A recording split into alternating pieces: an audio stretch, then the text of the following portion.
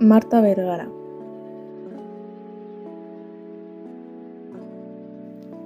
Marta Vergara nació en el municipio de Torrejón de Ardoz, en Madrid, donde pasó su infancia.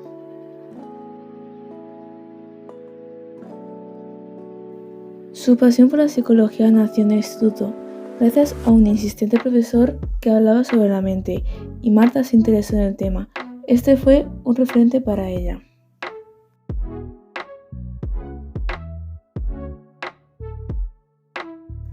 Su segunda opción después de psicología era escoger periodismo. Fue a la UCM donde conoció a gente de diversos ámbitos que le hicieron decidirse por la psicolingüística. Al mismo tiempo, Marta trabajó en una pizzería para poder pagarse los estudios y ganar algo de dinero. En la universidad le dieron la posibilidad de viajar y se fue a Nimega, Países Bajos, donde obtuvo la licenciatura en Psicología Experimental y Ciencias Cognitivas. Aunque las vueltas nunca fueron fáciles para ella, aprovechó el momento para seguir viajando y empezó el doctorado de Ciencia Cognitiva y Lenguaje en Barcelona.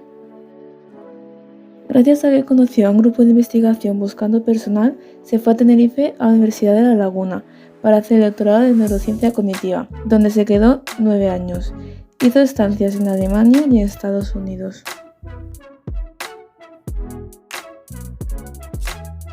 Después de Tenerife se fue a California 4 años, donde realizó un contrato postdoctoral en la UC Davis.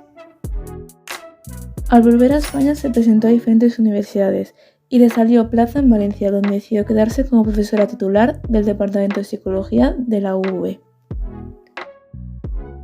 Marta es una mujer inquieta, tenaz, constante y curiosa, que no es capaz de estarse más de 3 meses quieta.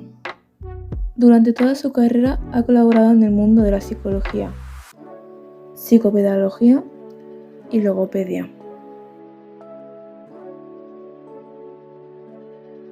Gracias a su trabajo, Marta ha inspirado así a más mujeres al mundo de la ciencia.